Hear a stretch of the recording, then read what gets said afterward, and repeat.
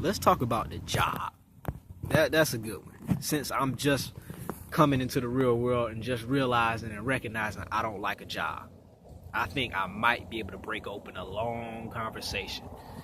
And this is not for knowledge. Even when I say this is for conscious people, my conversations on my channel, it's the time for conscious people to sit back and have regular day-to-day conversations, as you would say. So I'm gonna be rambling on about basic things, but this is kind of like our communication and how we talk to each other. So, man, it's just simple though. The job sucks, you know. It's simple. The job sucks.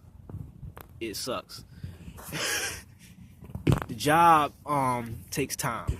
I think that's what you could derive from it. And even to the extent that the type of work we have in the world now, you know, hard labor, long hours, overtime, low pay, minimum wage. You know, there's a such thing as minimum wage. Like, what the freak?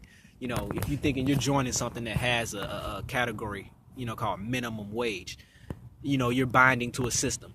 I can simply say, I was working at Walmart, you know, in my hometown. I'm in South Carolina. I was getting paid $9.50 an hour. I probably quit this job about 3 days ago. I just stopped coming. Even though I'm in the matrix, even though we have to pay bills, even though I'm living home with my mom, I just stopped coming to work because I realized how much of this, you know, was incorporated in the matrix. It's just a matrix corporation. So, you know, if I'm making $9.50, I get paid every 2 weeks on Wednesday. That means I can come to work 10 days before I get paid, and I already know how much progress I'm going to make. My check was about $650. Once I get paid, there is no more limit. I mean, there's no more potential to what I can make until I either get a raise, which is, you know, a bump in raise, you know, get paid more money per hour. But either way, I've come to relate that stuff per hour, money, time.